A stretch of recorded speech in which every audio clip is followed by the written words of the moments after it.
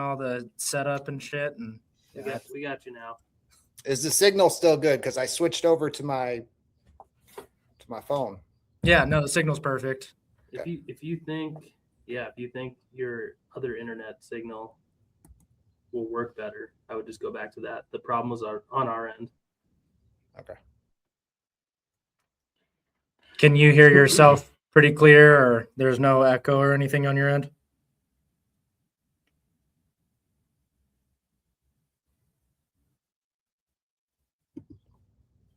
All right. We good? Yeah, I think so. Fucking nay. Yeah. It's like troubleshooting an air conditioner. No kidding. No kidding. Well, I mean, you came in here with a lot of good intensity. I wanted to fire up, get a smoke going and get some whiskey going. So I think you're definitely our kind of people. Like Nick was saying, love your content. It's badass. It's something I've been following on my personal accounts, and then stumbled upon you again on our Ruction Nation account. So yeah, dude, I actually seen you guys. I think you had Liz on, the blonde welder. We did. Yep. Yeah. Yep. That was my first that was when I first noticed you guys. Oh, very cool. That's awesome. Well, yeah, let's just get right into it, man. Tell us what you do. I'm an HVAC technician. I work for a manufacturer's representative. So I go out and do all the startup, service calls, warranty repairs, that kind of stuff. Commercial. It's all commercial. I don't do, if you see me doing a residential video, it's like for a homie or something. Sure. How long have you been doing it? 27 years. Well, we want to hear the history. How did you get to the current position? Just start from scratch. How'd you get into it in the first place? What my role or my current role or just HVAC in general? HVAC in general. Take us way back. How'd you get started? Way back. Oh man. Yep. So I got hired on at this trailer intermodal logistics company, and they had a line of reefer trailers, and I could fix anything on the trailer, the diesel engine, everything except for the refrigeration side. It was just like a mystery to me.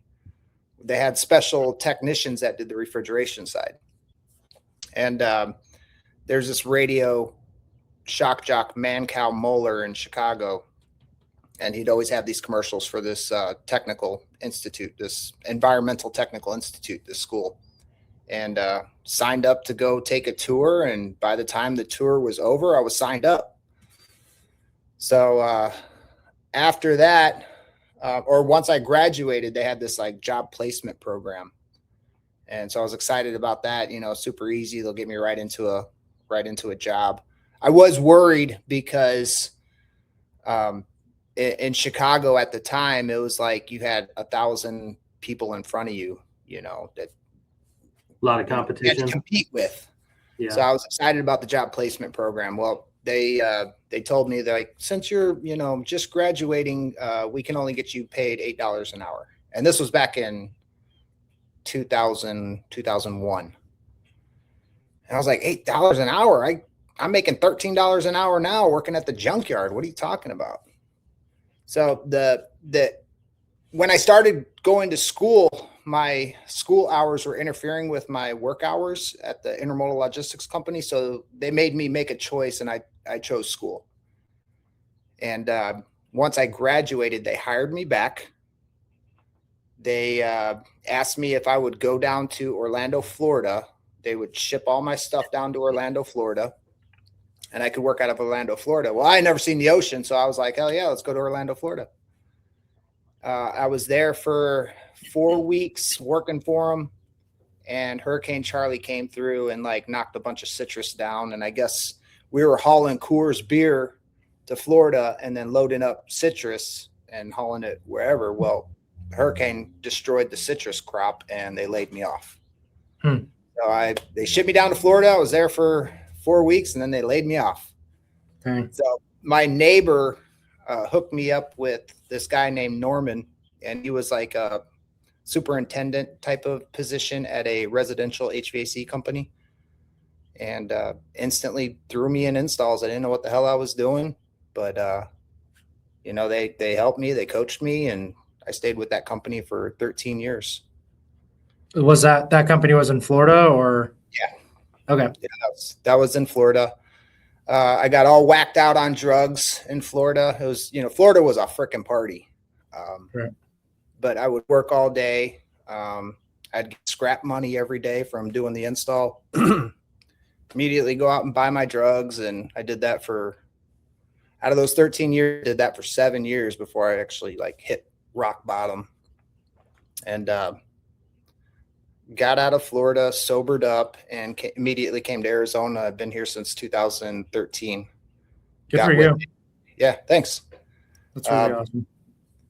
So yeah, I've been sober off the hard drugs since 2013.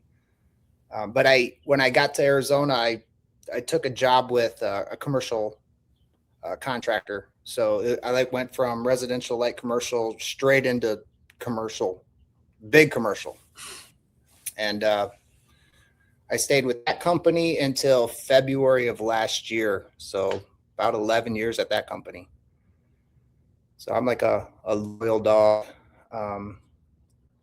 But after I left that company, I took a 6-month hiatus, and then just recently took my current role with the manufacturer's rep.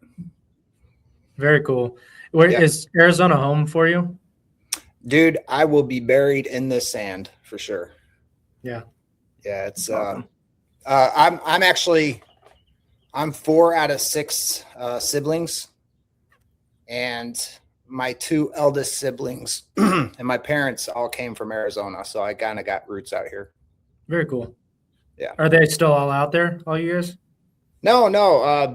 I was born and raised in Indiana, outside of Chicago, and that's kind of where they all are now. Sure. Okay. So quite the career arc. I mean, seems like you've seen a lot, obviously. Can you just walk us through just, the pluses and minuses of residential versus commercial work in your mind? Like, pretend you're talking to someone that knows nothing. What would you recommend? Should people start in residential? To gain some experience? I mean, just what would your thoughts on that be? They both got their pros and cons. Residential customers say, how much is it going to cost? Commercial customers say, when can you fix it? So I like the when can you fix it, because that money's just there. They got the money. But I'm really good with, I think if you have good people skills, like you could excel in residential, and you just have to be able to talk to those customers. Everybody says, oh, residential customers are harder, and they are harder, but you have to be able to get down on their level and to be able to talk to them and break it down. And usually they're pretty understanding, my experience. But I go commercial, man. I love the big stuff. The bigger, the better. There's more money in it. I would say go commercial. If you have the opportunity to jump right into the commercial position, take it. It's a whole nother world. Residential's got attics. Commercial, I mean, there's attics in commercial, but nothing like a residential attic. I get to work in commercial, I get to work on the roof all day, beautiful views. I prefer commercial. What's the biggest thing you've done? What's your I guess what's one of the highlights of your commercial career? Since you say you like the big stuff. Recently, before I left my last company, we had this mass exodus of employees, and I was actually acting service manager at the time. Well, they took me out of the service manager position to I was the closest thing left at this company that had the wet side of mechanical and had that experience. So they put me in a position finishing this freaking 30-story high rise middle of downtown Phoenix. I think it was challenging. I got kicked off the job right away for cussing out the general contractor, project manager, whatever his position is. Would you like to relive that story? Can you share what happened there or why? So I'm a chameleon, right? Even though I was, big shot out of my company on site, I was wearing the high vis. I got thrown on the job. I didn't even have a chance to introduce myself to any of the general contractor or other subcontractors there. So to me, I'm just a new face grunt running around the job site. Well, I get this, I got all their numbers. I got pulled into this group chat for all the, big shots on site. And I kept getting this message like, oh, we have this like safety meeting. You have to be here at this time. Well, I was just getting to the site. I was running around. I was setting guys up. I walk by the safety meeting and I'm like, oh shit, this is the meeting I'm supposed to be in. So I walk up and, I'm in my high vis, long hair. I look like a grunt. And they're talking about, immediately when I first got to the job site, the elevator girl working the elevator didn't speak any English. I didn't know, but the intercoms for the elevator didn't work. She was just periodically stopping on floors, like picking people up and taking them wherever. And it was pretty freaking dangerous, man. It was like June in Phoenix. We got triple digits. I got guys like up on the 20th something floor.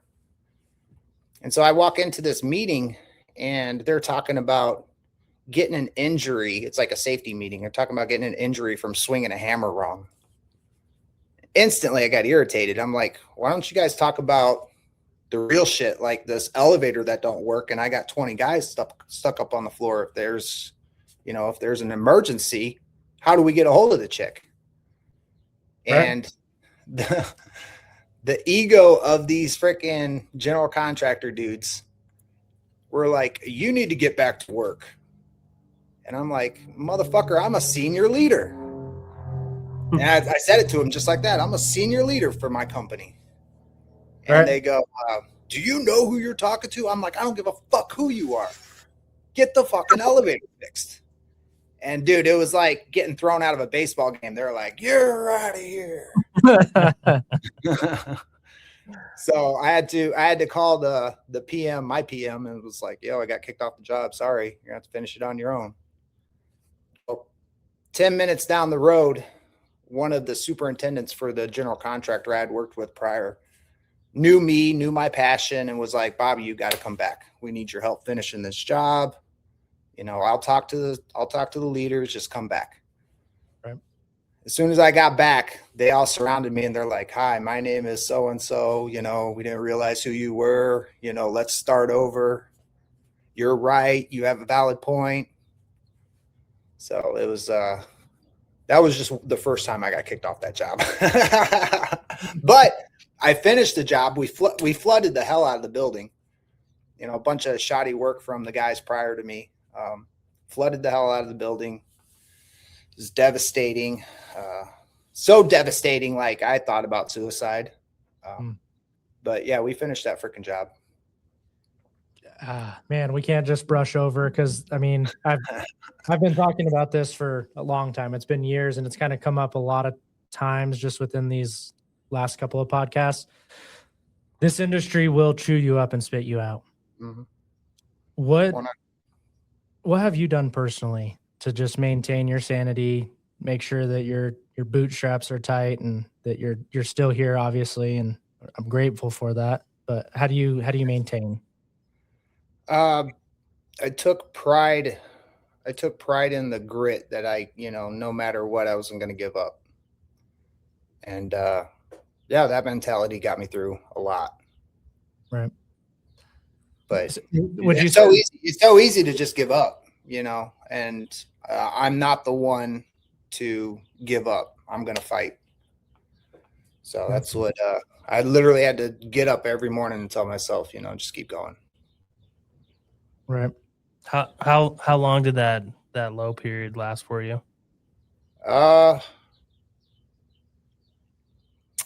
It was depressing, man. I put so much time into that company that I was with, that not until I left the company did I feel like some kind of relief, because it wasn't just the GC that was, hard on me. It was the company too. I went through a couple different presidents, and with my personality, I'm immediately in front of all the presidents. They all had different agendas. They, the last one really, he was a hard ass motherfucker from Boston. I mean, just the typical stereotypical Boston guy accent. Loved me at first, called me the legend. And then towards the end, I was just, I wasn't creating my worth, the worth that he seen or wanted me to do. He wanted me to go out and sell. And I'm a freaking mechanic, man. I don't fucking sell. Right. So instead of him utilizing my talents, he was trying to force me to do something else, and got really hard on me about my social media. And for me, my social media is like, my job pays my bills right now, but the social media has got so much potential. Like I've had so many freaking amazing opportunities come out of it. Right. And it's kind of a venting release for me too. It's just a hobby type of thing. And when they started busting on me about my social media, I'm like, man, you're going to yell at me about the stuff I do on social media? Fuck off. So yeah, not until I left that fucking place did I start feeling relief. I'm glad you were able to realize that and just make it happen, Thanks. That's huge. How did you stumble upon social media? How did all that come to? That's a good story. So when I was service manager, I had found technicians on Facebook, and to this day, really good friends. So I realized that, by using social media, I could find talent. Everybody's got a freaking phone in their hand. So, I had this mass exodus of technicians. Like I had 12 technicians. I think 6 of them left at one time in the middle of summer. So through research of, finding talent on social media, I discovered this, skilled labor gap.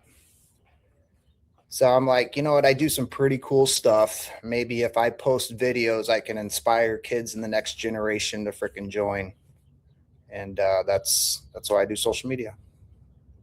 That's awesome. That's why I started it. Sure. Can you share like a couple of success stories or people that reached out that were like, Bobby, what you're doing is just badass, or I got into the trades because of you, Bobby, or anything like that? Dude, I get those messages daily. That's so cool. That is so cool.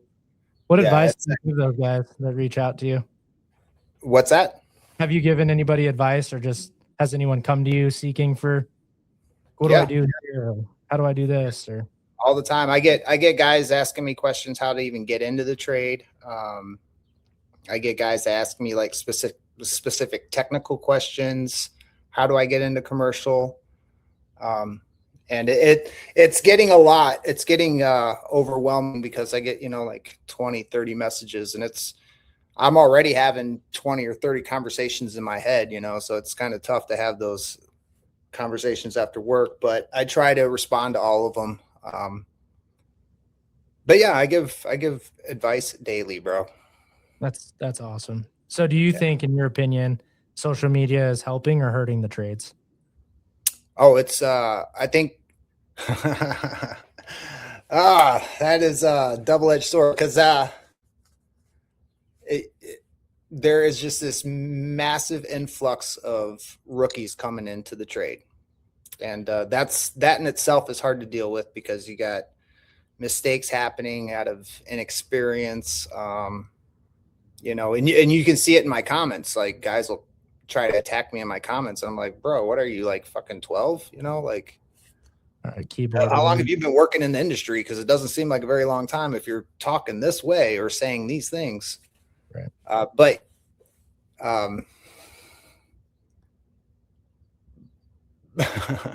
but I think it's helping. I think it's helping because I think 10, 20 years from now, the trades will be in a good position. Right now, it's just this roller coaster of not enough people, and then rookies. There's a ton of rookies out there. It's a tough time right now. But overall, I think it's beneficial. I think some of my videos that I push out, if they're helping people, perfect. If not, whatever. You like me or hate me, whatever. But I think overall, social media it's actually exciting to see all the freaking young kids doing social media, dude. Like doing the trade stuff. It's fucking awesome. I love it. Yeah. No, I mean, your content, and you do such a good job. It's hard. It's hard to post, and like your brand and what you've done for yourself is it's an inspiration, man. Like it really is. What you see on social media is exactly how I am. I am not putting on some fake facade to do this stuff. It is who I am. And it, some people like it. I drive some people nuts, but yeah, I just love that you own it. You're in your little niche, and you are inspiring some people. I do see what people tell you, like in your comments and what have you. And it's badass. It's really cool. Thanks. Dude, I have a lot of fun. I look forward to making the videos, editing the videos. It does consume a shitload of my time. So I'm trying to find that balance of, recording the video, editing the videos, pushing out the videos, and then just setting the phone down. But just being in more of a leadership, like higher level position within HVAC, what do you look for in your guys, in your crew? What's your ideal candidate? There's going to be rookies, there's going to be experience level. What's the importance of experience level versus attitude versus hustle, all that stuff? What are you looking for? Number one is going to be dependability. If I can't depend on you, I don't care about anything else. So dependability, an open mindset, somebody that's, willing to learn, even when they know the process in and out. If they got somebody telling them how to do it, as long as they keep an open mind, listen to that person, there might be a little trick that they can learn. So I think that's important. And then positivity, man. I can't work with somebody that's just going to, complain about every little thing. That drives me absolutely nuts. And so I want the skill set, man. Like you can train a monkey how to do this shit. I want somebody that's positive, got a good culture, wants to be here, wants to learn, wants to invest in their future. That's what I'm looking for. And dude, I'll take a pizza boy. The pizza boy is fucking, I'll teach him how to use a Sawzall the very first day. But yeah, I'm going to say number one, dependability. That's obviously the most. You can't get around that. That is the most. And kids nowadays are so bad about being dependable, bro. They're so wish-washy. Mm-hmm. So hopefully some of my social media can help, change that. So yeah, I mean, you threw out all character type, traits. No really, hard skills. Character is something that can't really be taught. You can learn stuff over time, but I mean, that we hear that overwhelmingly, that dependability and just your character in general is more important than the skills you come in. So, I mean, with the positive attitude, dependability, and the right character traits, you can go far in this industry, whether you're HVAC, electrical, plumbing, whatever. We just hear that all the time. Yeah. So, and I notice a lot of guys are, scared to invest in the younger guys because they're just going to jump ship. Gen Z's got this like horrible stereotype that they're just not loyal. They're, entitled. And it is scary to dump your knowledge into somebody that isn't going to be there, in a month or a week or whatever. And I used to get frustrated at employees when they would go to leave, right? But I've matured since then. So even now, like, I don't care if I got a week, 2 weeks, a month with you, I'm still going to show you everything that I can in that amount of time. So we need to change that whole stigma as well. The whole gatekeeping thing. Oh, for sure. I was going to say it goes both ways. Mhm. Companies are afraid to invest in rookies, but at the same time, they expect them to stick around for years. It kind of, everyone needs to meet in the middle, right? So we can grow the industry and, that's where we're at right now. We're just doing this, we're trying to figure it out, but there's just like, it's a tough time in the industry right now. I think it's actually a really good time if you're a freaking kid who wants to work and learn. Like, you're already just those two things. You're a kid, you want to learn, you want to grow, 3 things. You're already like above 90% of the kids in your demographic. So like, it's so easy to rise to the top right now. Like, when I was coming up, I had to fight like 1,000 motherfuckers, to outshine them or look better than them or whatever. Kids nowadays, they got it so freaking easy. And I know that's I shouldn't even be saying that, but you guys, if you're listening to me, you got it easy. All you got to do is just go to work. Go to work, be dependable, buy some tools. Yeah, it's good. I mean, it's good to know. We talk about this all the time. So I took the college route. And I think that's been pushed for almost 3 decades now, and it's leaving this void where college has been pushed on so many kids for so long. It's leaving this void, and it's a huge opportunity that people can jump on without a whole lot of requirements or prereqs, if you want to call it that. Yeah. Dude, I was homeschooled. I stopped doing school when I was 13, and I climbed my way all the way up to service manager at a multi-million-dollar company. You don't need the education in this industry. You don't. I mean, Right. I didn't even know how to fully read and spell until spell check text messaging came out. That's So awesome. I mean, that's going to resonate. college. Yeah. Well, explain service manager real quick. Just go into some detail on what that position is, just for people that do not know. It's managing personalities, managing numbers, budgeting, forecasting.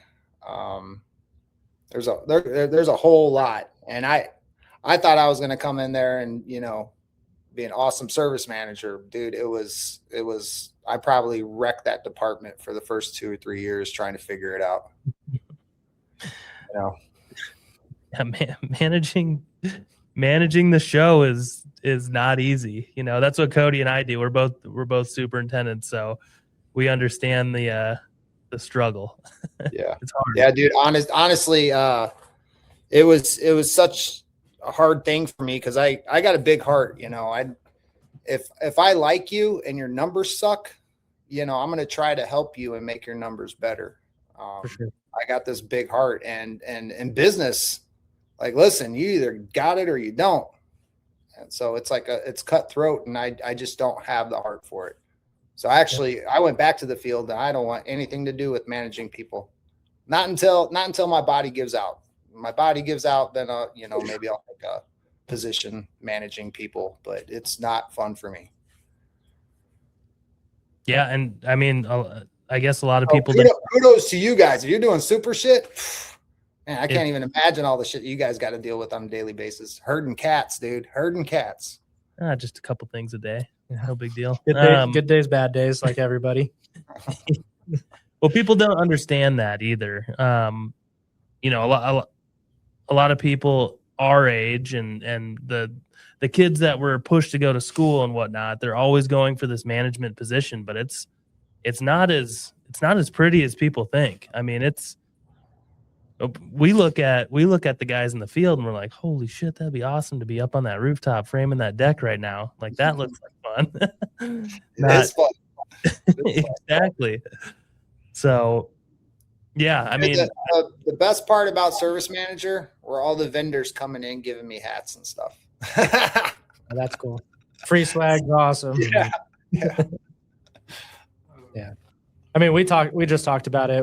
Nick and I released a special last Friday, and we just did a quick and dirty, just quick tidbit into each other's like mind, just asking each other questions, our arcs, and just him and I came from two different ends where I didn't go to school. It was a school of hard knocks for me. Nick did go to college, and we still ended up in the same place. And he took things that took me a little bit longer to get to, and then there's the hands-on stuff that I had, just numerous trials and tribulations, if you will, that he never got. So the balance and just seeing what the industry does and how it pretty much just takes everybody to the same avenue is fascinating to me.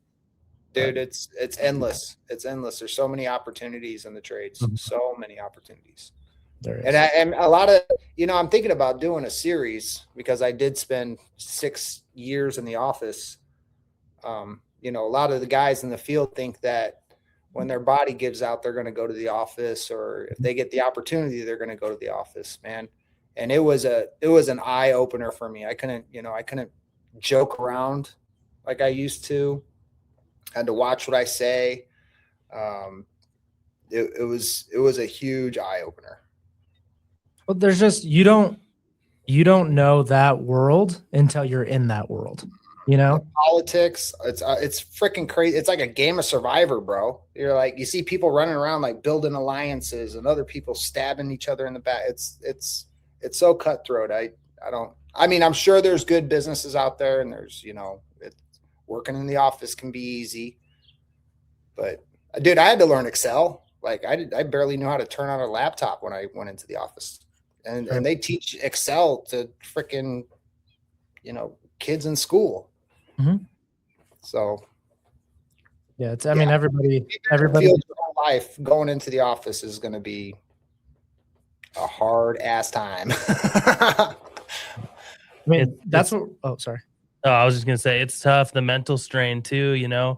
If you're working in the field, it is hard on your body over time. There's no getting around that.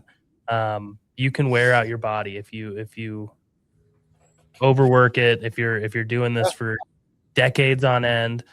But on the flip side, the mental stress of being in a management position is, I would say just as hard.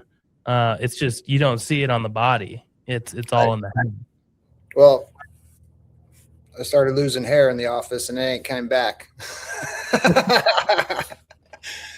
There's physical evidence. Hey, so there's this swimming hole that I go to, almost every year here in Arizona, and it's got this like 2-story waterfall that you can jump off, but you got to swim out of the waterfall.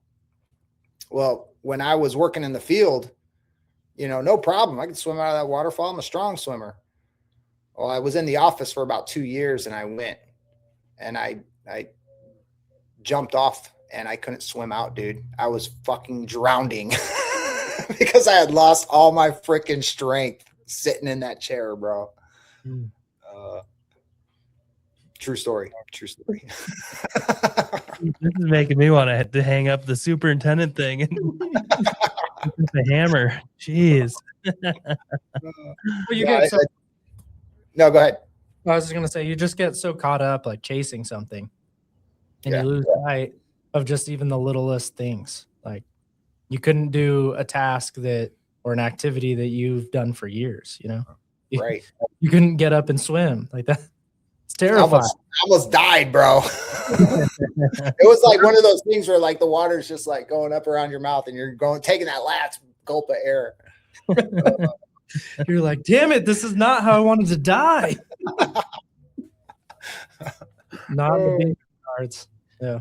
Yeah, we were just talking about this the other day, or I think it was on the episode, but sometimes we get the opportunity to walk out on site, and we work on site in a job trailer, but every once in a while we can walk out there and you feel like a little boy again, like you're looking at this project, there's just shit going on all over the place, and it's mayhem, but it's awesome at the same time.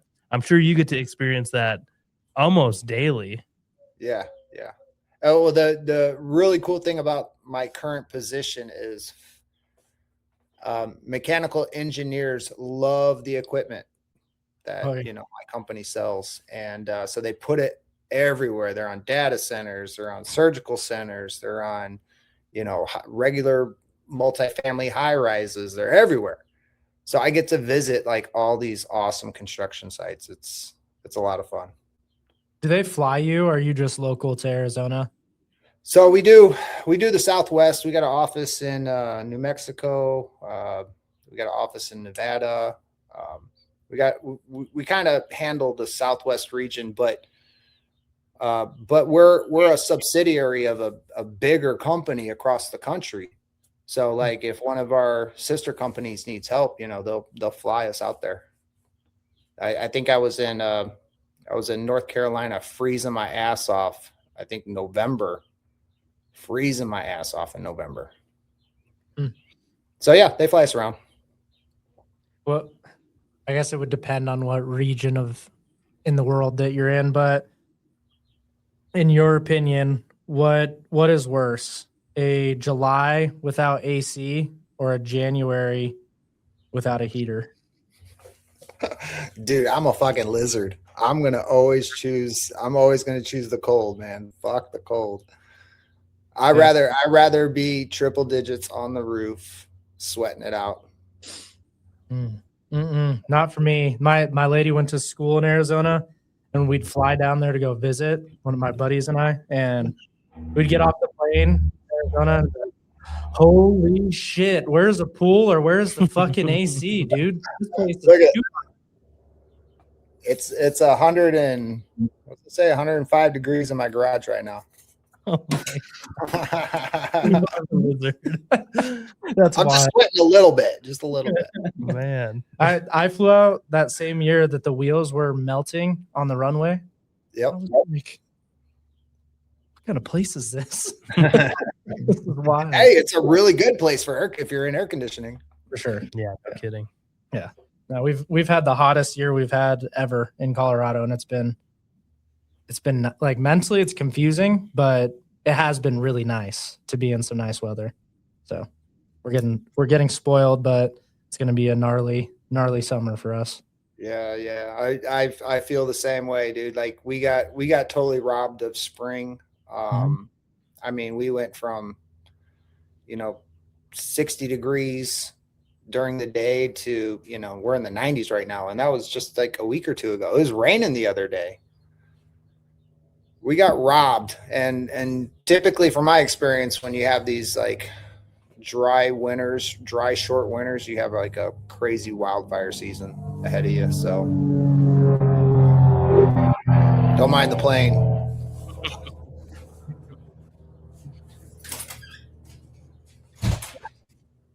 Since it's 105 degrees in my garage, I figured I'd leave my door open, get some air in here. Yeah. You can leave it open. Don't worry about it. So in your career, at what point did you realize that trades could actually build real wealth? Like, when did you realize, like, oh, this is worth it? Early on, man. Early on. I think maybe I was in my second or third year, and the company I was with picked up this project, changing out water source heat pump units and installing split air systems. And they were paying $700 piecework per apartment. And I was doing 3 a day. And I was doing so much. Well, I was working, 12-hour, 14-hour days. I found out that, I could hire my friends and pay them cash out of my pocket. So right away, man, I was swimming in the money. So I knew pretty early on that it was a lucrative career. Sure. Have you, have you capitalized on any side work or anything of that nature? Dude, I used to do side work like crazy. The problem with that is you get the money from the side job, but you also get the warranty calls, the service calls. And if you're working a full-time job, it's the last thing you want to do is bust your ass all day and then have to go run a service call at a pissed off customers because you installed their shit and it broke down a week later or 2 weeks later or whatever. Right. So from that, I realized that I should probably get a higher paying job or ask for more money so I didn't have to do these side jobs. And when I moved to Arizona, like all the side jobs stopped. So you said, I think a lot of people struggle with this, or I don't know if a lot of people do, but I've had the conversation with people who struggle asking for more money. How did you approach that? Well, I'm a firm believer that when you're passionate about your work, the money comes to you. Mhm. It presents itself. You don't have to ask for it.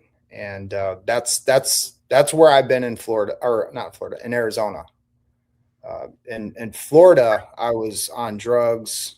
I don't really have anything to, I kind of stunted my growth in Florida. So I was just taking what I could get. But immediately took like $10 more an hour, just switching states.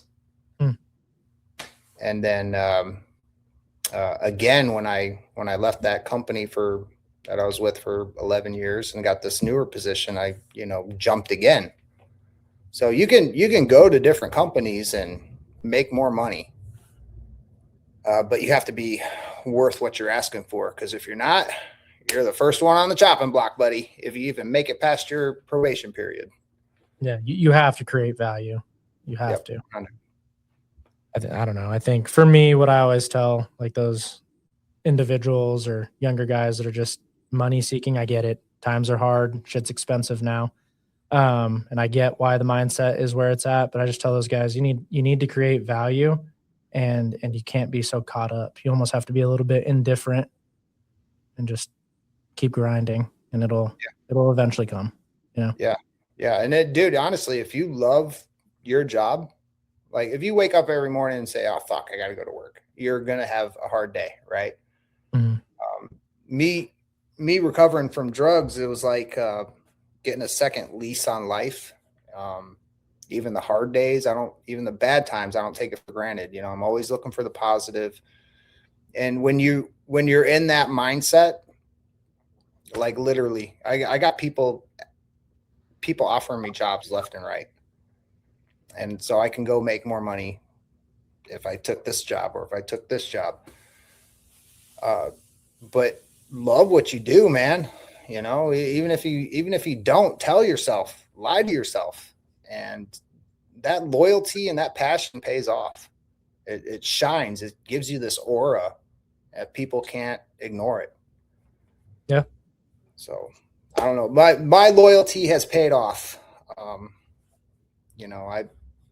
I take the good with the bad, and sure. It will pay off.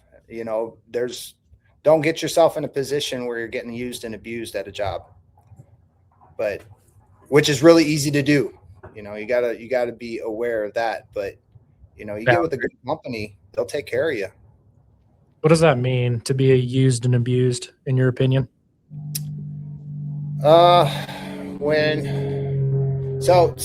let's give it a timeline. 1 year. If you're out there busting your ass, you're always saying yes, you're never turning down work, you're always there to either bail out your team or your boss or whatever. If they aren't taking care of you within 1 year, you're probably being used and abused. If you gotta speak up and say, hey, this is what I've done. Let me show you what I've done. And they're not willing to give you a pay increase or something like that, then that's that's your sign. Sure. But 1 year, at least give it 1 year, guys. 1 year.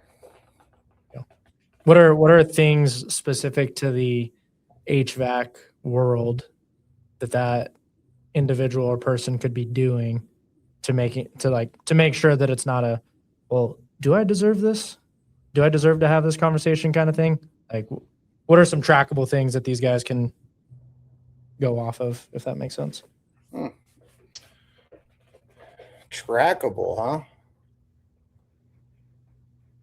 Well, they're always going to ask, they're always going to need somebody to work late. They're always going to need somebody to work on weekends. You know, take those opportunities. It's extra money for you, you know, and if it's just a year, if you're going that year to see where you can make it, you know, take that time. But specific for HVAC, I don't want to say this, but sales, you know, sales is definitely one way to track it. And I'm not talking about going out and selling somebody a hard start on their freaking system. Even a brand new system, there's something that needs to be fixed. And as a technician, it's your job to either find that problem or forecast a potential problem and sell that to the customer. And those numbers, they add up, man. I think when I was asked to be service manager, I was averaging a gross profit of $16,000 a month. Oh, damn. Yeah. Yeah. And I wasn't, dude, I'm not a crooked person. Like, I'm just going out there like, here's the problem. This is what we got to do to fix it. You know, this is going to cause a problem. You might want to do something about that now. And then if they don't, and it breaks down a year later, then you could be like, I told you so. And then they trust you for life. For sure. Yeah. It's building up that relationship. But yeah, if you work for a commission-based company, get the fuck out of there. Yeah. I mean, some guys like it. Some guys like that used car salesman type of business, but sure. It's just going to drag down the industry as a whole. Well, I mean, there's a bad stigma, right? Like all across the board for us blue collar knuckle dragger folk, you know, like it's just, we need to figure out how to make us be reliable as an industry. And yeah, I don't know. I do think that's part of the problem. It's honesty, man. All you gotta do is be honest. You just gotta be a real motherfucker. Treat that customer like you're fixing your mom's AC. Yeah. Yeah, you should. I love that. You should approach everything as if it was your mom and dad's or your grandma's house or whatever, you know? Unless you hate your mom or dad or grandma, then you're gonna have to find something else. Yeah, like at your own house or something. Don't go in there and fucking burn the place down. Yeah. Yeah. Yeah. Disconnect the duct, have some carbon monoxide leaking in or something. Wow. Sorry. Are you sleepy? That's awesome. I was going to ask you. So you said that loyalty to your companies that you've worked for has really paid off for you. What about the kind of economy as a whole? Have you lived through any like ups and downs with the economy that affects the blue collar trades, or has it been pretty consistent the whole time? Dude, I think service work, maybe not talking installs or construction. I am talking strictly service is recession proof. That whole 2008 crash really hurt a lot of people in construction. I didn't feel it at all. I was making my paycheck. I was buying my drugs. I didn't feel it at all. Service is definitely 100% recession proof. If we have an economy crash coming or hit us, it's really going to hurt construction. But service will always be there. People will dig at the bottom of their piggy bank to get you to their house to fix their AC. And you always have that as a fallback, or you could always go and do that as a HVAC tech doing construction, new builds, commercial, Mm-hmm. economy takes a shit, you could always fall back on your skills to go into service at that time. 100. Yeah, it's it just kind of worked out in my favor that, you know, I've hit these different facets of the industry. But if you diversify, like it's hard for guys in unions because they're just stuck in their role. But you know, if you're an installer, you should be doing everything you can to learn and take that next step into service. You know, and even I don't know. I don't know if there's help for the guys in the unions. They're just going to get benched if we get an economy crash. But yeah, diversify. You know, learn controls, learn chillers. You know, there's just so many different areas that you could become an expert in. And then that way, if something happens to that side of the industry, you got this side. What's your jam? What's your preference? What do you like to do? 27 years, dude. And I love just fixing stuff and doing repairs. I can, you know, turn my brain off and just go on autopilot and just groove out and fix some shit. Yeah. Give me a compressor. I don't care how big it is. I'll go out there and do it and have fun doing it. I don't care if I got to rope up, you know, hundreds of pounds of equipment. I'm going to have fun doing it. It's better than sitting in an office. For sure. For sure. What's Poking at you guys. What's the coolest rooftop that you've worked on top of? Ooh, good fucking question, dude. There's so many. I love the downtown skyline. Probably that most recent 30 story that I did. You know, it was downtown. I could see the stadium. I could see all the buildings. And it's 30 stories is actually pretty high here in Phoenix. So, you know, I'm looking down at some of the high rises. Yeah, That's a monster of a job. Yeah. that's monster. Yeah, dude, the getting there early before the sun rises, and then just watching the sunrise, and even staying late and watching the sunset. It's in the How city. Man, I love the city. What's that? How often did you take the stairs all the way up? Ooh, dude, I got videos of that shit. Ooh. I had people challenging me in social media, so I was doing it for fun. Well, I'll tell you what, when we had that flood, I've taken the stairs a lot. It's totally doable. It's not bad. It's, you know, can get painful, but it's not bad. But when I had that flood, I showed up to the job site at 4:30 in the morning on a Saturday, dude. And I was the first one on site. I had my speech lined out that I was going to give my crew before we started work, you know, safety talk. I had it all in my head. I was literally whistling walking up to that building. And I opened the stairwell door to a waterfall. And I'm like, oh God, please be the fucking sprinkler guys. Please be the plumbers. Well, I ran up the stairs. I figured once I stopped getting rained on in the stairs, like the flood was going to be on that floor.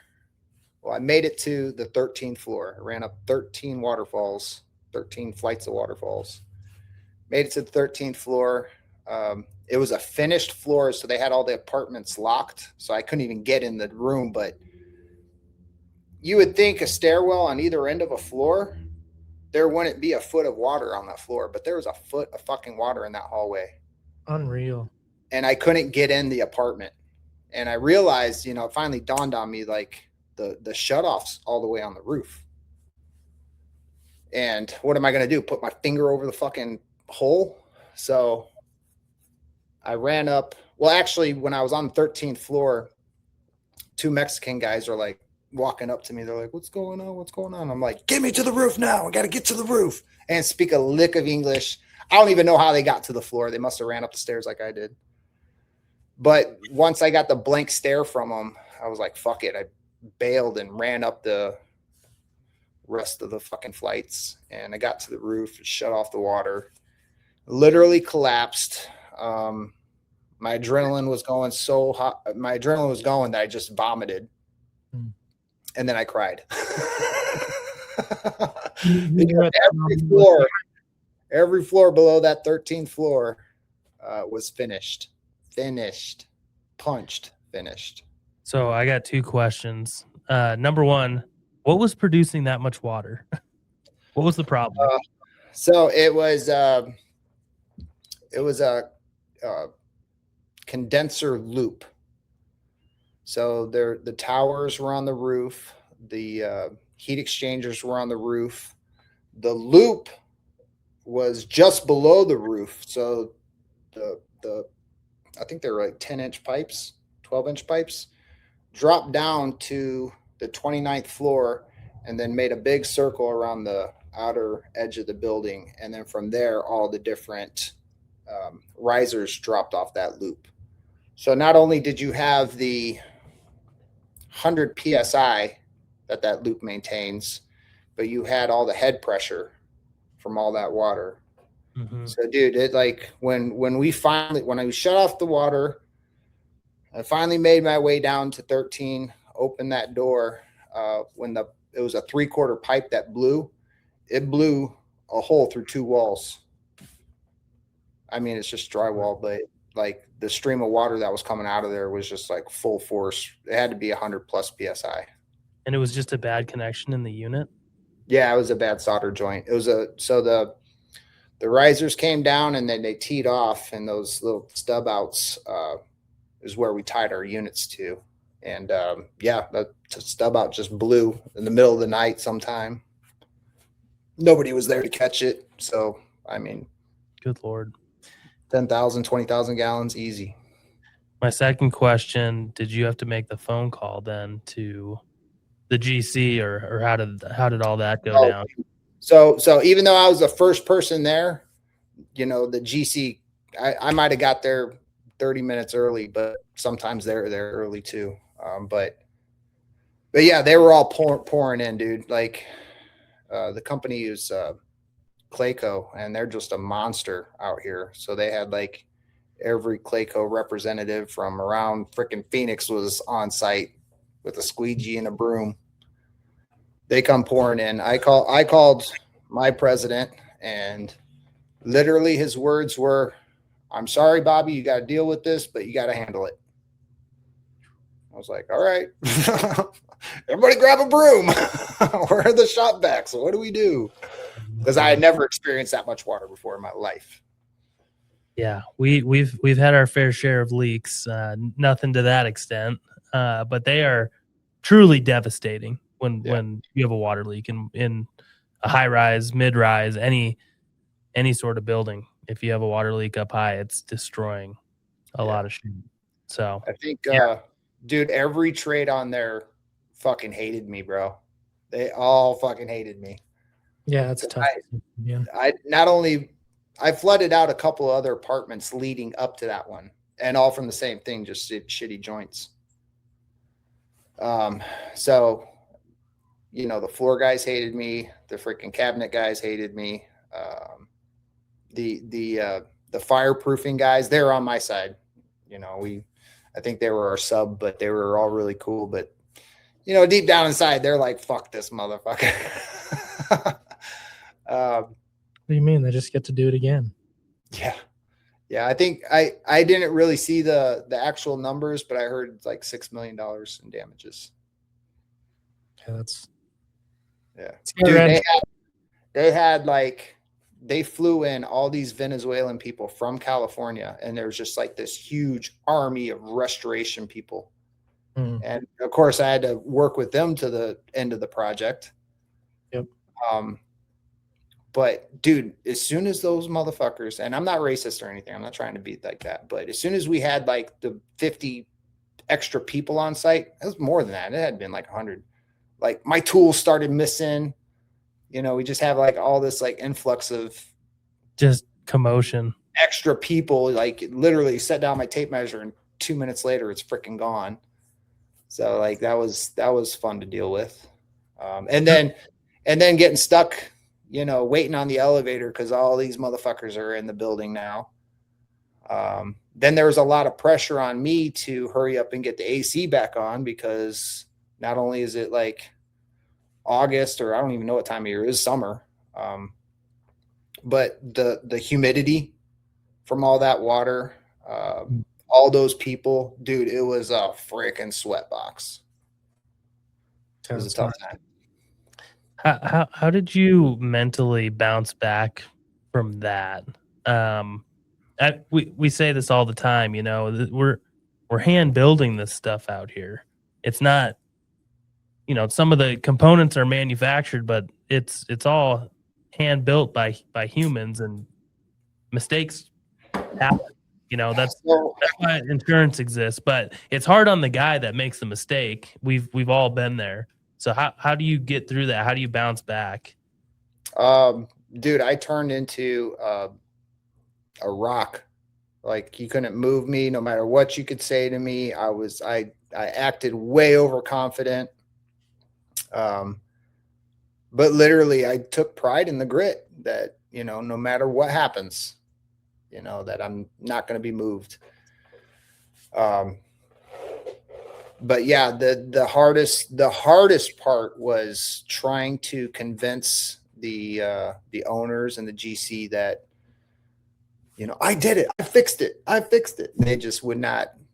They're like, oh, what about this? Or what about this? Or what about this? And that was probably the hardest part, is just jumping through the hurdles to regain that trust. And I don't know, it hasn't flooded yet. It's been, over a year. So, but I do have fucking nightmares. But listen, afterwards, I couldn't sleep. I didn't want to turn the water back on. They wouldn't allow me to turn the water back on. So I developed a plan to literally go, I think it was steel riser all the way down to, I think, the 22nd floor, and then copper beyond, or from the 22nd floor down, it was copper. And that's where I was having the issues, was with the copper. So I went all the way up, each riser, inspecting all the joints. And I mean, we fixed like 50% of them. But after that, I was like, we're good. I went through and fixed them all. And then they're like, well, what about pressurizing the system? And that was a whole nother issue in itself, because we had to take the operating pressure and calculate.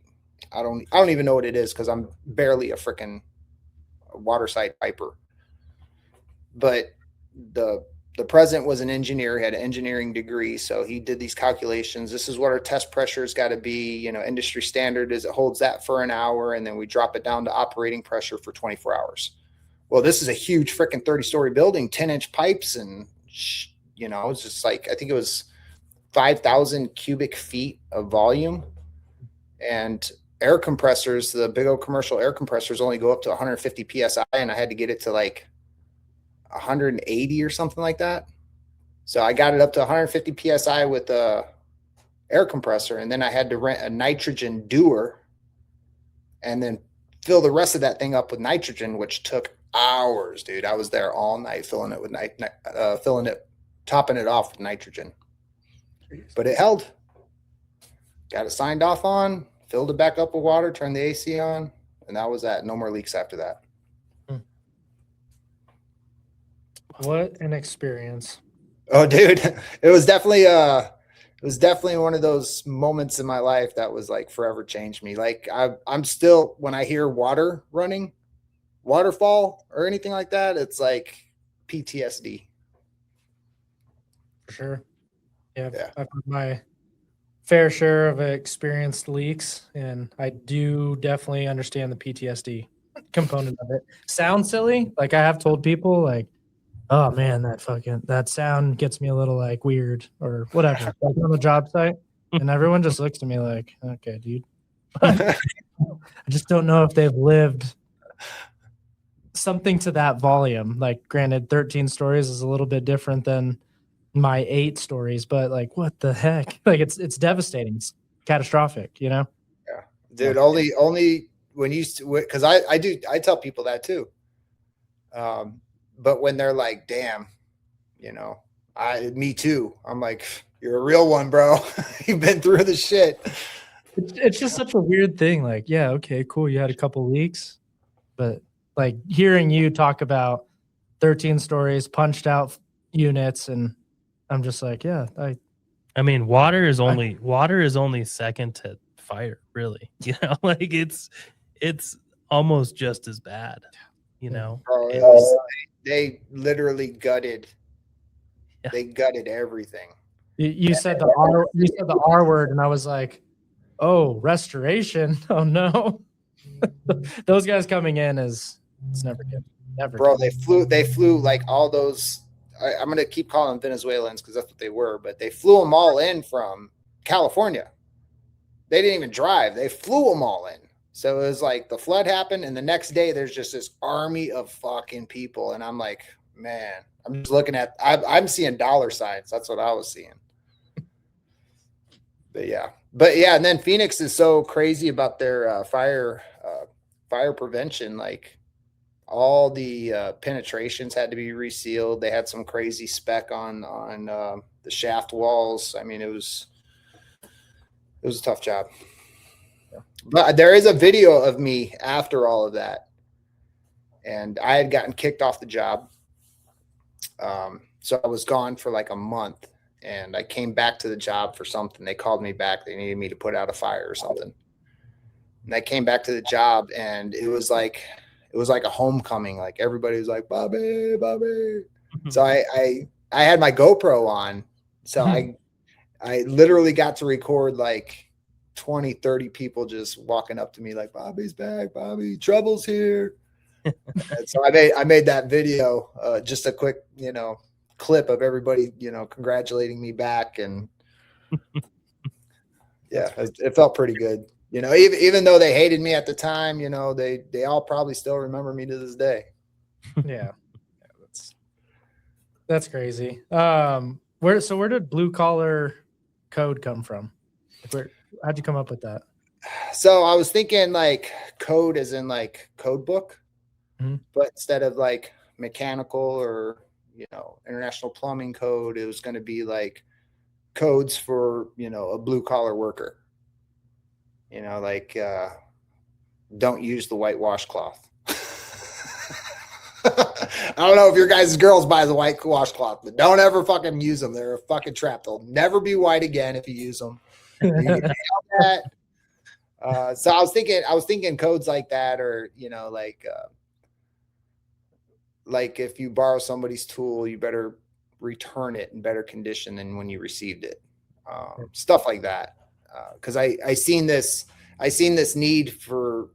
felt this need to pass on, the stuff that the older guys taught me, cause I ain't gonna be here for much longer. I'm considered one of the old guys now.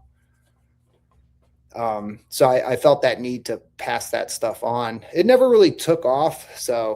But I kept the name. Yeah, no, I think it's awesome. Thanks. But for the listeners that we have that don't know, why the banana? I know because I've been following you for a minute, but why the banana? Dude, I fucking hate bananas. Okay, so I got to force myself to eat bananas because I can't stand the texture. But working in the heat since 2001 in Florida and then now Arizona. Like if you're not like getting potassium and salt back into your system, I mean, you're like, your hands are cramping. So I eat bananas religiously to fight the cramping. Right. But, because I do social media, I'm on TikTok. I noticed like the reoccurring videos of creators just imitating other creators. And it's so freaking cringe that I wanted to call them out, any way I could. So I made a video where I was like, you can't call yourself a creator if, you're copying somebody or something like that. And so I took 2 bananas and took a bite out of 2 bananas, and that was it. I'm fucking the banana guy now. I got so much engagement from that video that I'm like, oh, I hit a freaking nerve, And then bananas are kind of taboo because of the shape. Yeah. In construction, a full grown man, don't catch a full grown man eating a banana, you know? So I hit this nerve with my audience, and yeah, I'm just riding it out. No, that's great. You found something that works. Yeah, that definitely, dude, I got on the daily, I got people sending me just like in my DMs, like sometimes they'll tag me, so I'll, you know, repost their stuff, but sometimes it's just a fucking photo of my DM of a dude holding a banana. Like, what the fuck? I know, man. I used to think it was annoying, but now I fucking love it. I love it. Oh yeah, that's great. I should just make a montage video of all the freaking banana photos I got in my DMs. That'd be hilarious. You could do one of those like Hawaiian shirts. You get people's face, and your favorite messages is just them holding a banana. Yeah. And then it's just like open this whole like I'm constantly looking for banana quotes or thinking of banana quotes, so I'm like writing them down in my notepad so I don't forget them. But yeah, it's Do you want a test trial one right now? One that you've been working on? Stay right, don't slip.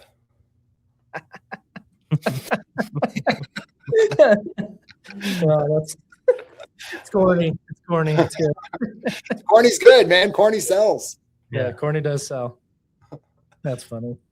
So I know we were just talking about the flood, but what is your most proud moment this far in your career? In the 27 years that you've been doing this, what's your most proud moment?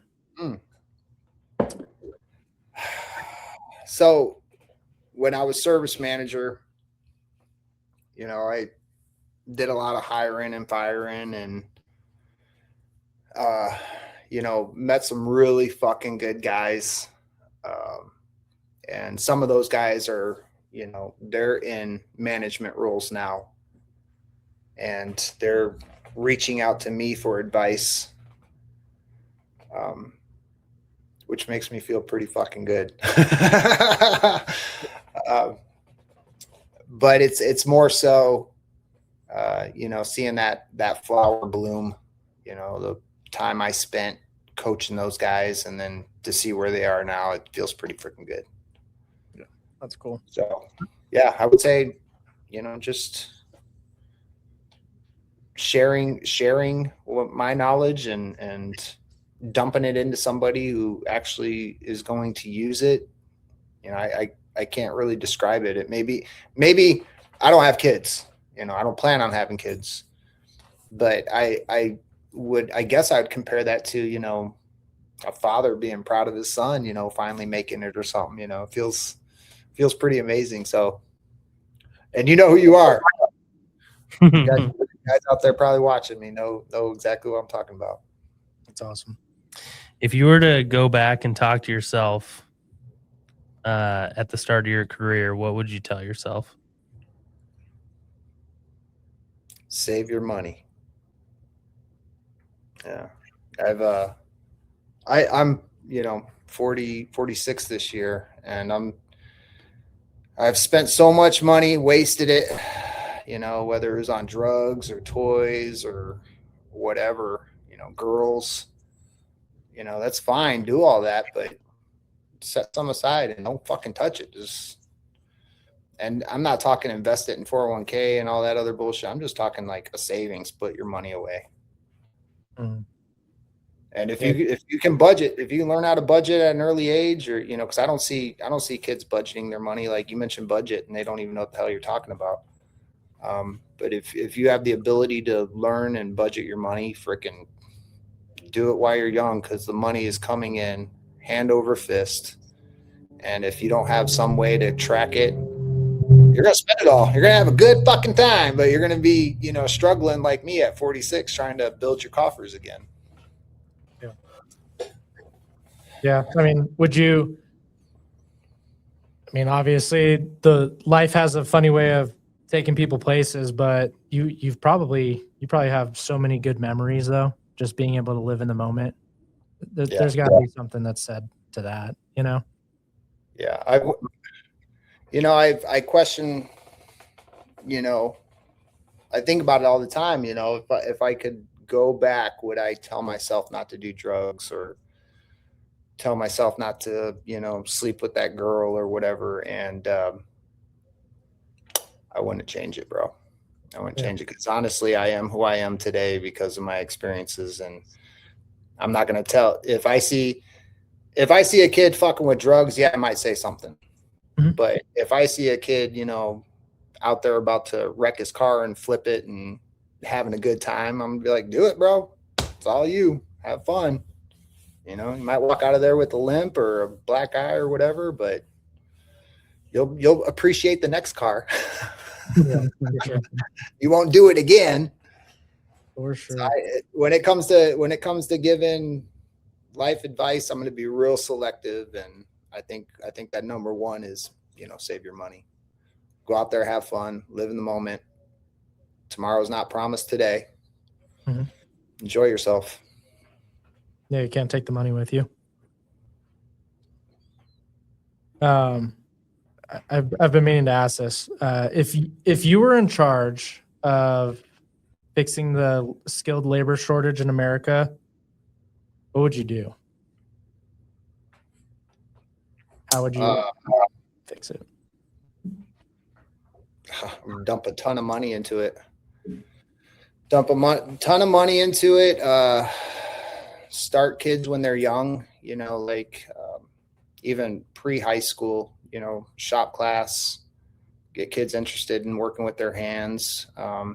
If you're a kid that loved Legos, you're going to be either an engineer or, a blue collar worker or construction worker. You're the prime candidate for it. It's got to start when they're young.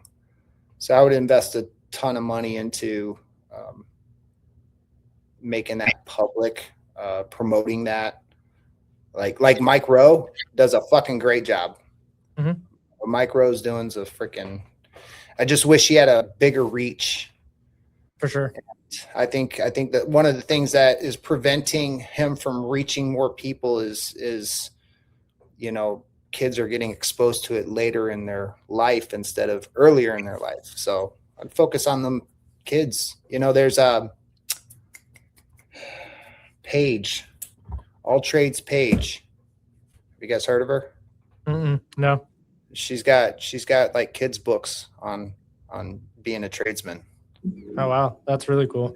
Yeah, she's the first one that I've seen that are like targeting kids and the parents of these kids with these books that she's written.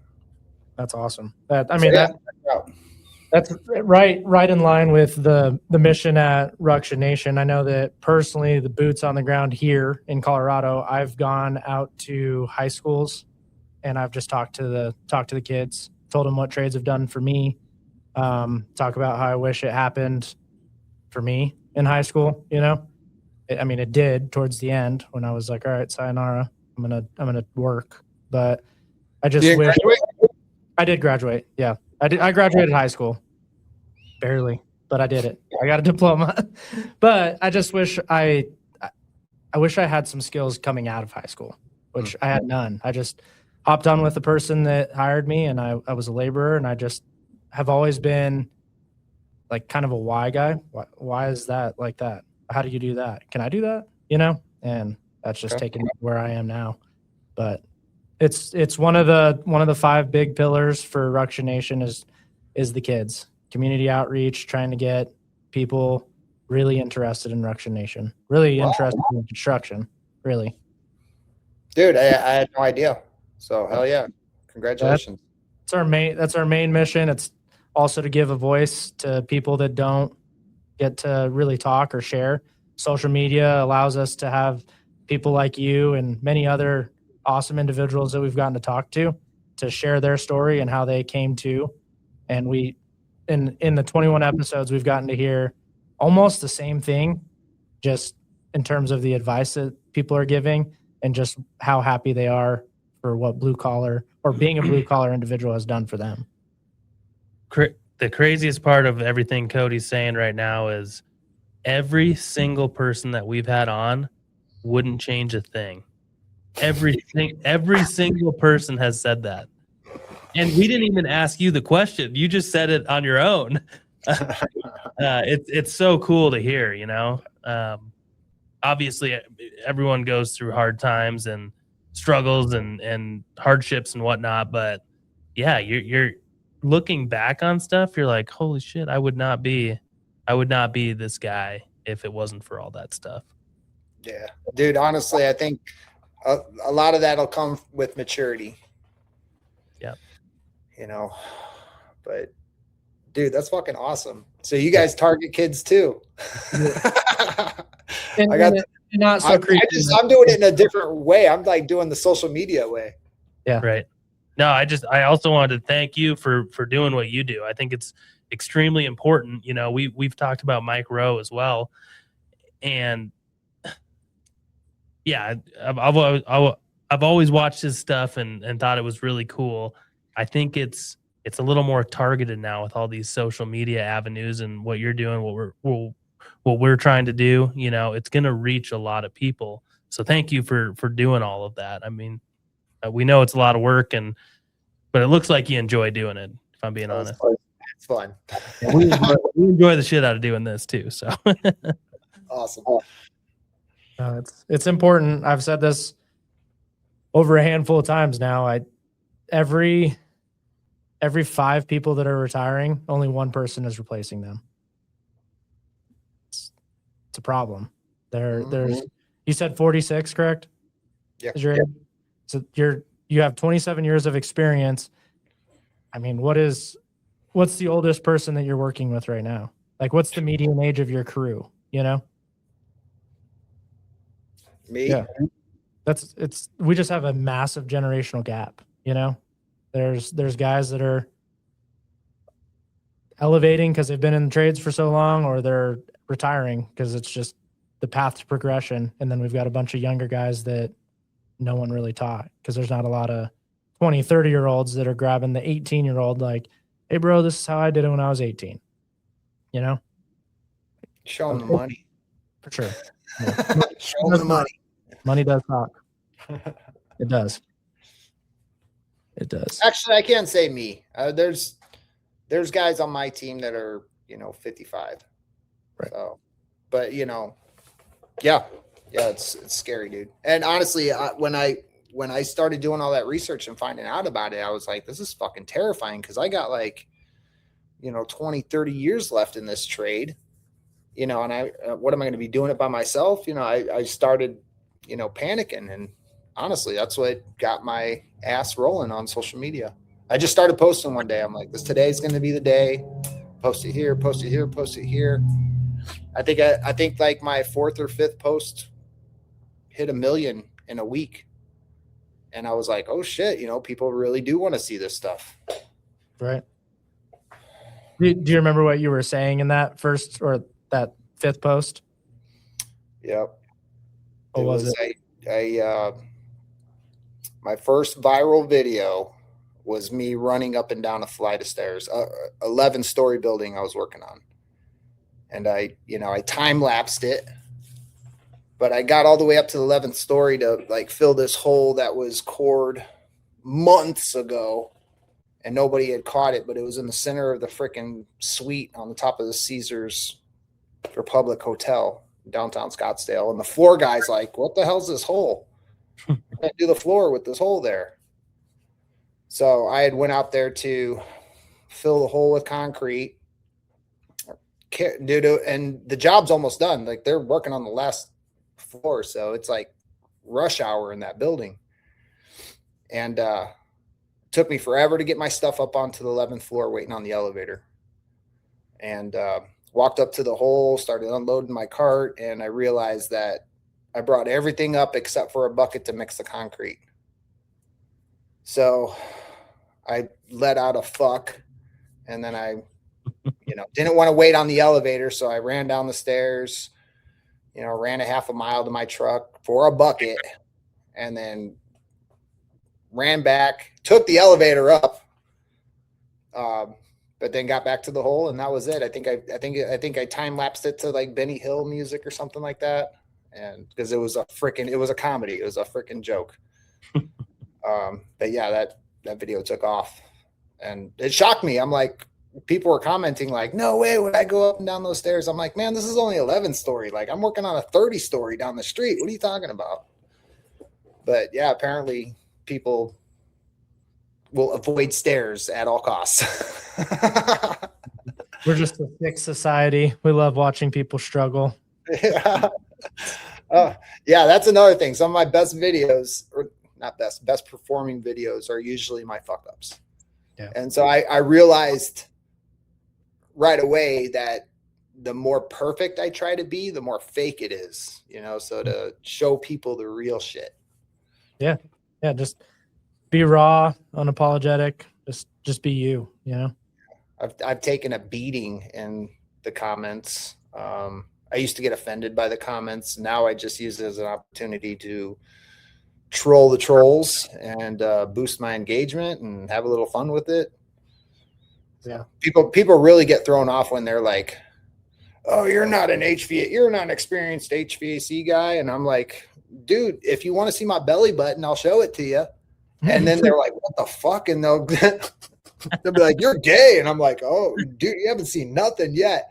And bro, it's like, I'll just keep going. I'll just keep baiting them. And then like the most recent one is this kid. I mean, he looks like he's freaking, you know, early 20s, but he said something to me like, oh, if you're going to get shocked, then you're not a real technician. And I'm like, I go, dude, what are you, like fucking 12? I've been freaking shocked more times than years you've been alive. And like, you know how many people that baited? Like, there's like 100 people and they're like, oh, that's not a flex. Do you think that's a flex? Ha ha ha, you're an idiot. And I'm like, catching them, bro. So yeah, I do have a lot of fun in my comments, but I've taken a beating showing that real shit. Yeah. Mm-hmm. Yeah, that's tough. Well, especially when you like, this is going to sound a little sensitive, but you like put yourself out there, you're being honest, and then someone says some sideways comment and you're like, you know, like that was me. Come on. Like, bro, I don't know why you're so upset. I like banged your mom all night last night. You know, she should be going easy on you right now. Out of your mom's basement. Yeah, the mom jokes. That's my go-to. It's so immature, but it's so funny. Yeah. So what does Bobby do on his off time? Obviously, it's not all work. It's not all social media. What are some hobbies that you have that keep you sane? Nature. I'm a gem and rock hunter. Okay. And then I do a little bit of lapidary. So I'll collect the rocks and gems and I'll come back to my garage and I'll customize them. That and guns, man. I love shooting guns, going out and just. Your most recent videos are badass. With the hard hat veterans. Yeah, veterans, yeah. They're awesome. I've talked with a couple of the guys over there, but it was so cool seeing your video. I was like, holy smokes, this world is so small. That's insane. Yeah. If you're ever out in Colorado, we'd love to take you shooting. Oh yeah. All right. Yeah, let us know. Yeah. Dude, I'm going. I got surprise family coming in this Friday, and I am using it as an excuse to expel my current stock of ammo and restock with some fresh ammo. So yeah, we'll be doing some shooting this weekend. Good. What's your go-to gun? I got a crush on wheel guns right now. Okay. So my most recent, probably my most expensive is my Colt Anaconda 44 Magnum. It's a lot of fun. That's really it cool. Just weighs a freaking ton, dude. I can't carry it on me because it's like, 25-pound gun. Can't keep my pants up. That's unreal. That's unreal. But I love wheel guns. My everyday carry is a snub nose 357. Okay. Smith & Wesson. I think it's called a Featherlight model. And that thing hurts, man. That gun, you shoot a 357 out of the bullet and cartridge weighs more than the whole freaking gun. That's wild. You guys dinging? Is that the alarm? No, saying show's over. All right. Yeah, I don't think we're getting it on our end. Really? Yeah, those little conceal guns are pretty tough, especially higher calibers. I mean, those things go wild when you fire them. Yeah, dude, I love it. Yeah. It freaking hurts. The one thing that gets me, it isn't the vibration that gets me, it's the trigger guard. It bounces off my other knuckles. And so I'll shoot it one time and it'll bounce off this knuckle and it'll bruise the shit out of me. And then I'm, feeling it. So it also shoots 38, so I can practice with the 38s, but that 357 explosion in your hand, man, there's nothing like it. That's awesome. I've never personally shot one of those, but I'll have to put it on my list to shoot. So if it's a heavy gun, you don't have nothing to worry about. If it's a light gun, then it's gonna hurt. Like my Anaconda, that 44 is a huge bullet. But the gun's so heavy, it feels so natural to shoot. There's like nothing to it. Sure. Yeah, my everyday carry is a Springfield XCS, which I love. Right before the Hellcat was released, but I love that little mini compact. It's badass. It's lightweight, shoots well. Awesome. One of my favorites. What caliber did you say? It's a 9. Oh, okay. Yeah. Love that thing. So nature, shooting, some rock hunting. Gems, yeah. Dude, I got everything except for a rough natural diamond. Wow. But I pretty much got every major birthstone, all the major gems. 90% of the rocks that I hunt are here in Arizona. What I can't find here in Arizona, I'm, buying online or something like that, or buying from Peridot's real big here. And I got a Peridot buddy and he's got his own mine. So he trades his Peridot for other gemstones. And then I'll trade with him for those rare ones. What is it called? It's like petrified wood. Is there a name for it? We find on sites all the time. Other than like the scientific name, I don't know what the scientific name is, but yeah, there's tons of petrified wood out here. That's yeah. Have you ever found any like old arrowheads or anything like that out there? No. maybe not. Well, yeah, I do see them all the time. And I used to be it's super illegal to take them and keep them. And I ain't gonna lie, when I first moved here to Arizona, I was like finding arrowheads, I'm taking that bitch home. I did not know it was illegal. Yeah. It's the only time it's not illegal is on private land with permission from the owner. Interesting. Okay. But I've always been like Indiana Jones, archaeology. I've always loved it. And, I treasure this stuff. And it's just recently been hitting me like, not recently, I'd say for the past couple of years that when I find that stuff, I don't want to rip that page out of the history book and shove it in my pocket for only me to read. For sure. I do want to rescue it so it doesn't get destroyed out there. But then I don't want to take it, So now when I find the stuff, I'll just video it. I got the video of it, and maybe I'll molest it, but I'll put it back. Yeah. But yeah, I do see them all the time. I see, I've seen some like super itty bitty small because they were hunting quail out here. So they had these little bow and arrows just to hunt quail. I mean, the smallest arrowhead you've ever seen, dude. That's so cool. And then I found big ones too. And I'm trying to think like big, kind of like a shape of a spade, mm-hmm. In the suit. And I'm like thinking like, what are they hunting, with an arrowhead that big? It baffles me because it wasn't mountain goats. It wasn't horses. It has to be like prehistoric or something. That's wild. Yeah, that was wild. You had a thumb pop up. Yeah, did you see that? I did. I'm trying to think what animals would be that big in Arizona. I mean, we do have rams and bighorn sheep. I think back in the day we had camels. So it had to have been a big What game. about elk or bear or anything like that?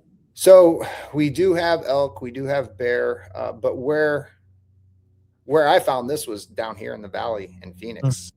So like however long ago elk were down here, or I don't know, big game. It had to be big game because I don't see. It must have been a spear or at Lattle piece or something. I don't know. It's wild stuff. But yeah. But I get a lot of peridot, Apache tears, garnets of all different types. You got aquamarine up there by you. And you got what's the orange quartz? Yeah, I've seen. Yeah, citrine. You got smoky quartz up there. You got a lot of good gems up in Colorado. Yeah, I just don't know enough about it. It's definitely some stuff that I like looking at them. I know my grandpa liked to collect. He liked collecting a lot of rocks and had a big old collection. But well, honestly, the gem thing came from looking for arrowheads, because you go out there and you're going to find a triangle rock and you're going to think it's an arrowhead. Then I started researching what types of rocks they were using to make arrowheads, which was like flints or cherts or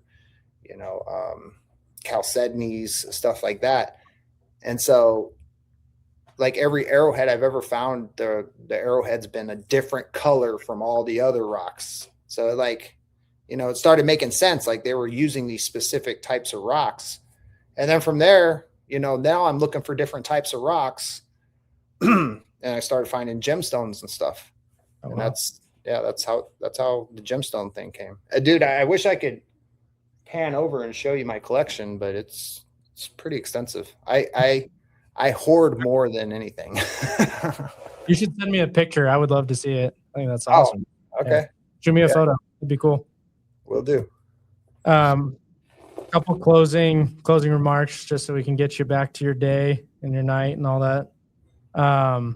What is one thing you wish people understood about your work?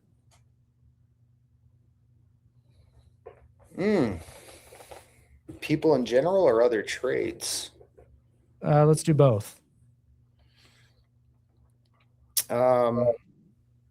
Electricians can't do my job. I can do their job. Same with plumbers. Don't tell me you lay fucking shit pipe and you're gonna come freaking do some refrigeration. As far as normal people,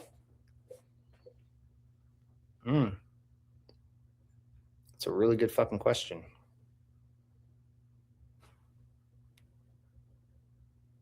Dude, I don't know. I'm fucking stumped. I'm like drawing a blank.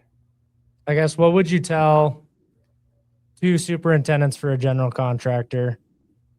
How would you tell us to do our job better to make HVAC individuals more successful? I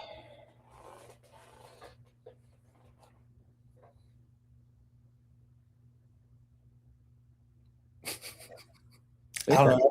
You guys push that fucking schedule so fucking hard. I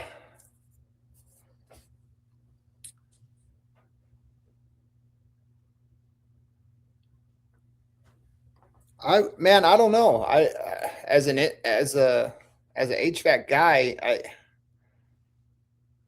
I'm more leaning towards, certain individuals, like if you see a guy out there like busting ass, cut him some slack,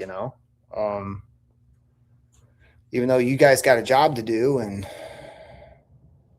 give the HVAC guy a little grace, I guess, because it is a freaking hard job.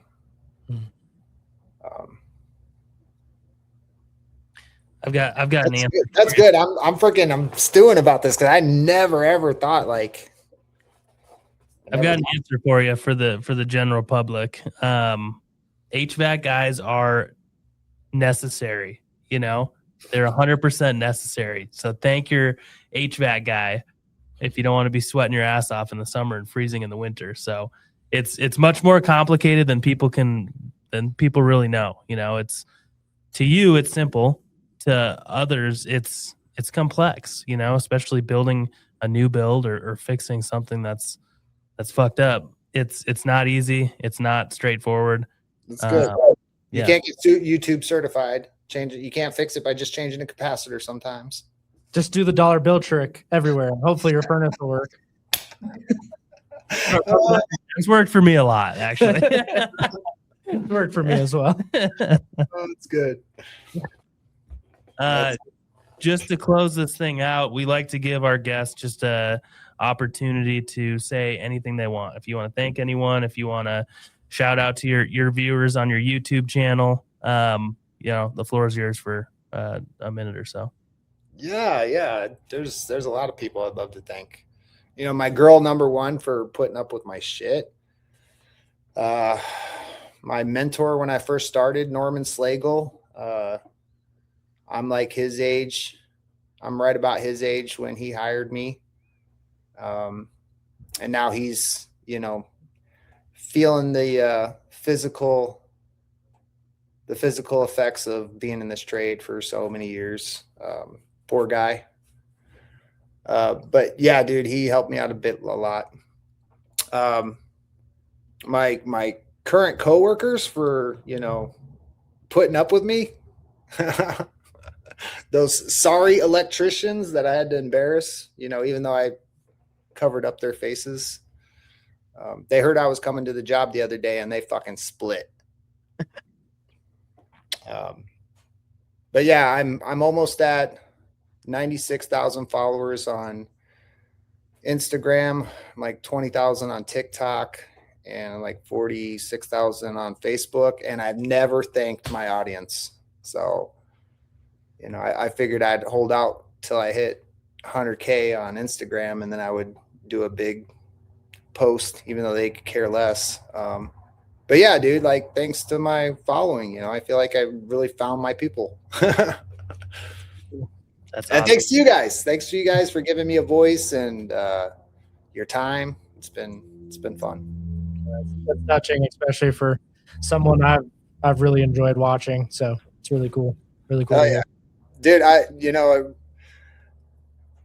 love when people give me that compliment. I love it. So it feels so good, so fulfilling. I can't describe it. But literally, I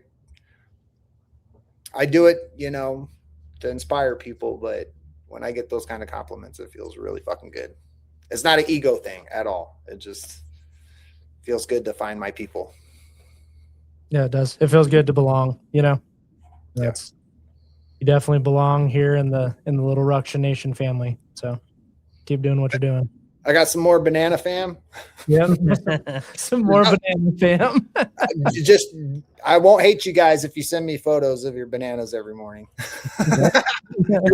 Not your real bananas, but you're like, you know, your breakfast bananas. That's awesome. Well, thank you so much for your time. I am so glad we got to connect, and I am serious. If you're close to Colorado or coming through Colorado, please do let us know. Love to go shooting. Love to hang out. If I'm ever in Arizona or Nick's in Arizona, we'll definitely hit you up. So Dude, I'll take you for the tour. Hell yeah. That'd be awesome. Appreciate it, Bobby. It was great meeting you.